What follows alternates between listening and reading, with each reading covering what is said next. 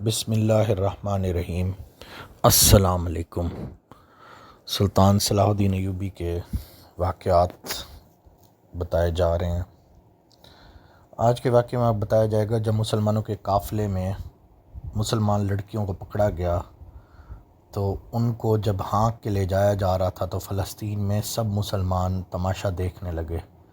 تو کیا ان مسلمان لڑکیوں کو آزاد کروا لیا گیا؟ فلسطین کے مسلمان نوجوانوں نے کیا ہمت دکھائی؟ تو جو قافلہ لوٹا گیا مسلمانوں کا تھا، قیدی بھی مسلمان تھے۔ ان قیدیوں میں ایک جوان سال قیدی آفاق نام کا تھا۔ 2 لڑکیاں اس کی بہنیں تھیں۔ آفاق زخمی بھی تھا، اس کی پیشانی اور کندھے سے خون بہہ رہا تھا۔ لوٹے ہوئے قافلے کے آگے آگے شہر میں داخل ہوا۔ تماشوں کو دیکھ کے اس نے کہا، اے فلسطین کے مسلمانوں، ہمارا تماشا دیکھ رہے ہو، ڈوب مرو، ان لڑکیوں کو دیکھو، یہ میری نہیں تمہاری بہنیں ہیں، یہ مسلمان ہیں۔ ایک سلیبی نے پیچھے سے اس کی گردن پہ گھونسا مارا، وہ منہ کے بل گرا۔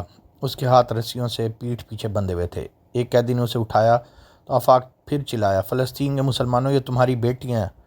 اسے 2-3 نقاب پوشوں نے پیٹنا شروع کر دی۔ اس کی بہنیں چیخ چیخ کر رو رہی تھی اور فریاد کر رہی تھی، خدا کے لیے ہمارے بھائی کو نہ مارو، ہمارے ساتھ جو سلوک کرنا چاہو اسے نہ مارو۔ ایک بہن چلا رہی تھی، آفاق خاموش ہو جاؤ، تم ان کا کچھ نہیں بگاڑ سکتے۔ مگر آفاق چپ نہیں ہو رہا تھا۔ تماشائیوں میں مسلمان بھی تھے جو اپنا خون پی رہے تھے مگر بے بس تھے۔ ان کی غیرت ان کی نظروں کے سامنے سے گزرتی جاتی اور وہ یہ دیکھ رہے تھے۔ ان میں نوجوان مسلمان بھی تھے، ان میں عثمان صارم بھی تھا جو وہاں پر ایک نوجوان تھا۔ اس نے اپنے نوجوان دوستوں کی طرف دیکھا، سب کی آنکھیں لال تھیں، دل زور زور سے دھڑک رہے تھے۔ عثمان صارم تھوڑی دور تک اس قافلے کے ساتھ چلتا رہا۔ آگے غریب سا موچی بیٹھا تھا جو لوگوں کے جوتے مرمت کیا کرتا تھا۔ اسے کسی مسلمان نے اپنے گھر کے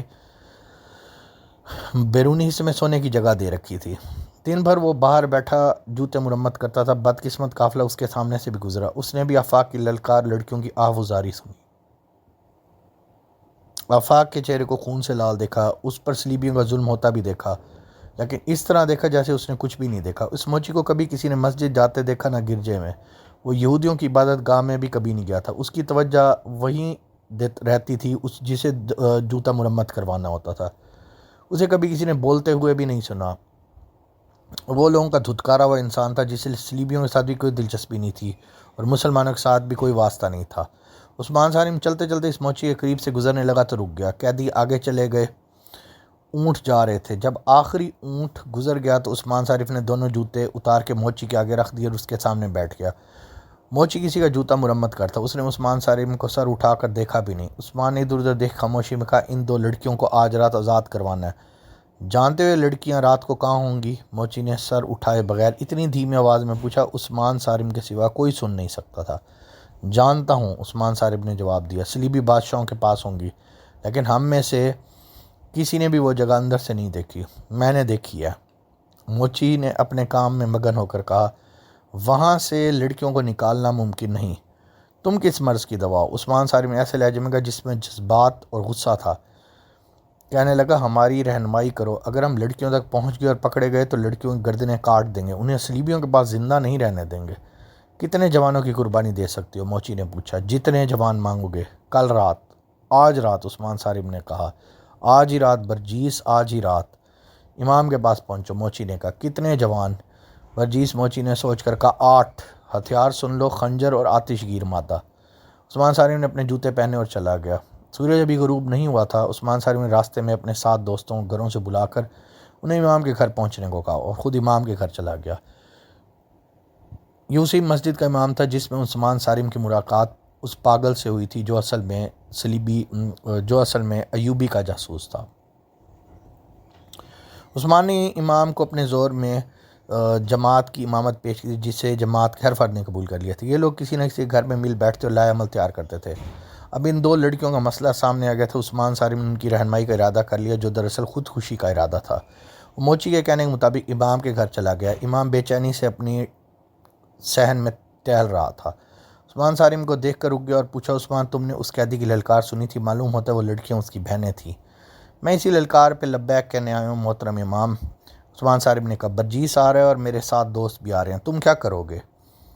امام نے پوچھا، تم کر ہی کیا سکو گے؟ میں جانتا ہوں ہماری بے شمار لڑکیاں کافروں کے قبضے میں ہیں، مگر ان 2 لڑکیوں نے مجھے امتحان میں ڈال دیا۔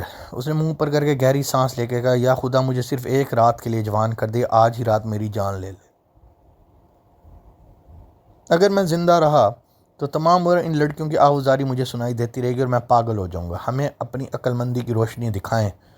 عثمان صاحب نے کہا، مجھے امید ہے آپ ہم کو ایک رات سے زیادہ ہم آپ کو بے چین نہیں رہنے دیں گے۔ عثمان صاحب کے دو ساتھی اندر آئے، امام نے انہیں بیٹھنے کا اور تینوں سے مخاطب ہوئے کہا، آج یوں معلوم ہوتا ہے جیسے میری دانش جواب دے گئی ہے۔ مجھے اس طرح بے قابو نہیں ہونا چاہیے، لیکن کوئی غیرت کو للکارے تو جذبے بھڑک اٹھتے ہیں جنہیں مطمئن ہونے کے لیے جوان ہونا ضروری ہوتا ہے۔ لیکن میرے بچوں، میں بہت بوڑھا ہو گیا، مجھ میں برداشت کی قوت نہیں رہی۔ تم جو کچھ کرنے کا ارادہ کرو سنبھل کر کرنا۔ ایک ایک کر کے 7 جوان جمع ہو گئے۔ ان کے فوراً بعد موچی آ گیا۔ اس نے بوری اٹھا رکھی تھی جس میں پرانے جوتے اور اوزار تھے۔ اس نے بوری پھینکی اور کمر سیدھی کی۔ وہ ہنس پڑا۔ جب وہ سیدھا کھڑا ہوا تھا کوئی کہہ نہیں سکتا تھا یہ موچی ہے جو دنیا کی گہمہ گہمی سے رشتہ توڑے ہوئے راستے میں بیٹھے جوتے مرمت کرتا رہتا ہے۔ اس وقت جب وہ امام کے گھر میں تھا اور دروازہ بند ہو چکا تھا، موچی نہیں برجیس تھا، علی بن سفیان کے محکمہ جاسوسی کے خفیہ شعبے کا تجربہ کار اور عقل مند جاسوس۔ اس نے امام سے کہا، یہ لڑکے آج ہی ان دونوں لڑکیوں کو صلیبیوں کی قید سے آزاد کرانے پہ تلے ہیں۔ اس کام میں صرف پکڑے جانے کے ناکامی کا ہی خطرہ نہیں بلکہ یقینی موت کا خطرہ ہے۔ ہم یہ خطرہ قبول کرتے ہیں محترم برجیس، ایک نوجوان نے کہا۔ آپ اس فن کے استاد ہیں، ہماری رہنمائی کریں۔ اگر عقل کی بات سنیں تو میں ایک مشورہ دینا چاہتا ہوں، برجیس نے کہا۔ صلیبیوں کے پاس بہت سی مسلمان لڑکیاں، ان میں بعض کو انہوں نے بچپن میں قافلوں اور گھروں سے اغوا کیا تھا۔ انہوں نے اپنی تعلیم و تربیت دے کے ہمارے خلاف جاسوسی اور تمہاری کردار کشی کے لیے استعمال کر رہے ہیں۔ تم لوگ ایک ایک کر کے لڑکی کو تو آزاد نہیں کرا سکتے۔ اگر تم سب میرے فن سے فائدہ اٹھانا چاہتے ہو تو میں کہوں گا کہ 2 لڑکیوں کی خاطر تم جیسے 8 جوان قربان کر دینا عقل مندی نہیں، بردباری اور تحمل ضروری ہے۔ میں تحمل کو کس طرح قبول کر سکتا ہوں؟ عثمان صاحب نے بھڑک کر کہا۔ میری طرح، برجیس نے کہا۔ کیا میں پیشے کا موچی ہوں؟ جب میں مصر میں ہوتا ہوں تو میری سواری کے لیے عربی گھوڑا تیار رہتا ہے اور میرے گھر 2 ملازم ہیں، مگر یہاں 3 مہینوں سے راستے میں بیٹھا لوگوں کے غلیظ جوتے مرمت کرتا رہتا ہوں۔ میں تمہیں 2 لڑکیوں کی آزادی کے لیے پورے فلسطین کے قلعے کرک اور اس سے آگے کے بہت وسیع علاقے کو آزاد کرانے کے لیے زندہ رکھنا چاہتا ہوں۔ برداشت کرو، انتظار کرو۔ عثمان صارم اور اس کے 7 دوست برداشت کے عہدوں سے نکل چکے تھے۔ ان کی باتوں سے پتہ چلتا تھا کہ ان میں انتظار کی بھی ہمت نہیں رہی۔ وہ کسی کی رہنمائی کے بغیر ہی اس جگہ پہ حملہ کرنے کو تیار تھے جہاں توقع تھی کہ لڑکیاں ہوں گی۔ انہوں نے امام کی بات بھی سننے سے انکار کر دیا۔ آخر برجیس نے انہیں بتایا کہ اس کے 2 جاسوس اس جگہ معمولی ملازم ہیں جہاں صلیبی حکمران رات کو اکٹھے ہوتے اور شراب پیتے ہیں۔ یہ دونوں جاسوس عیسائیوں کے بھیس میں شوبک کے فتح کے بعد وہاں سے بھاگنے والے عیسائیوں کے ساتھ آئے تھے۔ انہیں یہاں نوکری مل گئی تھی اور وہ کامیاب جاسوسی کر رہے تھے۔ تم سب نے وہ عمارت دیکھی ہوگی جہاں وہ صلیبی حکمران جو ہماری فوج کے خلاف لڑنے کے لیے برطانیہ، اٹلی، فرانس اور جرمنی وغیرہ سے آئے ہوئے رہتے ہیں۔ اس عمارت میں ایک بہت بڑا کمرہ ہے جہاں وہ شام کے بعد اکٹھے ہوتے ہیں، شراب پیتے اور ناچتے ہیں۔ ان کی تفریح کے لیے لڑکیاں موجود ہوتی ہیں۔ آدھی رات تک وہاں ادھم مچاتے ہیں۔ تم نے دیکھا ہے وہ جگہ ذرا بلندی پر ہے جہاں سے پورا شہر نظر آتا ہے۔ وہاں فوج کا پہرا بھی ہوتا ہے۔ اس عمارت تک پہنچنا ممکن نہیں، کوئی عام آدمی بلکہ کوئی خاص شہری بھی اس عمارت کے قریب نہیں جا سکتا۔ یہ معلوم کر سکتا ہوں کہ یہ 2 لڑکیاں کہاں ہوں گی، مگر ان تک رسائی کا طریقہ صرف یہ ہے کہ ہماری فوج باہر سے ابھی حملہ کر دے۔ اس صورت میں تمام حکمران اور فوجی حکام اس عمارت سے چلے جائیں گے اور حملہ روکنے میں لگ جائیں گے، مگر آج رات حملہ نہیں ہو سکتا۔ یہ بھی نہیں کہا جا سکتا صلاح الدین ایوبی کب حملہ کریں گے۔ ضرورت حملے کی ہے، امام نے برجیس سے وضاحت چاہی۔ دوسرے لفظوں میں ضرورت یہ ہے اس عمارت میں جو لوگ ہیں وہاں سے چلے جائیں اور لڑکیاں وہی رہ جائیں۔ اس صورت میں آپ یہ کہنا چاہتے ہیں ہمارے بچے اس عمارت میں داخل ہو کے لڑکیوں کو اٹھا لیں؟ جی ہاں، برجیس نے اپنے تجربے کی بنیاد پر خود اعتمادی سے کہا۔ اگر شہر کے اندر کوئی بہت ہی شدید خطرناک قسم کا ہنگامہ ہو جائے، کہیں آگ لگ جائے اور آج جنگی ساز و سامان کو لگے تو شاید حکمران اور دیگر لوگ وہاں سے نکل کے موقع واردات پر چلے جائیں۔ برجیس گہری سوچ میں کھو گیا۔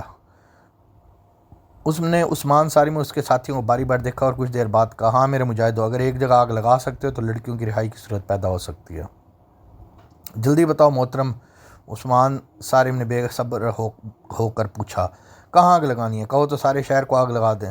تم سب نے وہ جگہ دیکھی ہے جہاں صلیبیوں کی فوج کے گھوڑے بندھے ہوئے ہیں؟ برجیس نے کہا۔ وہاں اس وقت کم و بیش 600 گھوڑے ایک جگہ بندھے ہوئے ہیں، باقی مختلف جگہوں پہ۔ ان کے قریب بھی اتنی تعداد اونٹوں کی بندھی ہوئی ہے۔ ان سے ذرا پرے گھوڑوں کے خشک گھاس کے پہاڑ کھڑے ہوئے ہیں۔ ان سے تھوڑا ہٹ کے فوج کے خیموں کے ڈھیر پڑے ہوئے ہیں۔ وہاں گھوڑا گاڑیاں بھی کھڑی ہیں، وہاں ایسا بے شمار سامان ہے جسے فوراً آگ لگ سکتی ہے، مگر اس کے ارد گرد فوجی گھوم پھر رہے ہیں اور وہاں سے رات کے وقت کسی کو گزرنے کی اجازت نہیں۔ اگر تم اس گھاس اور خیموں کے انبار کو آگ لگا سکو تو میں یقین سے کہتا ہوں صلیبی حکمران ساری دنیا کو بھول کے وہاں چلے جائیں گے۔ گھاس، کپڑے اور لکڑی کے شعلے آسمان تک جائیں گے۔ تو کیا وہ آگ لگ گئی اور وہ لڑکیاں آزاد ہو گئیں؟ آنے والے حصے میں بتایا جائے گا۔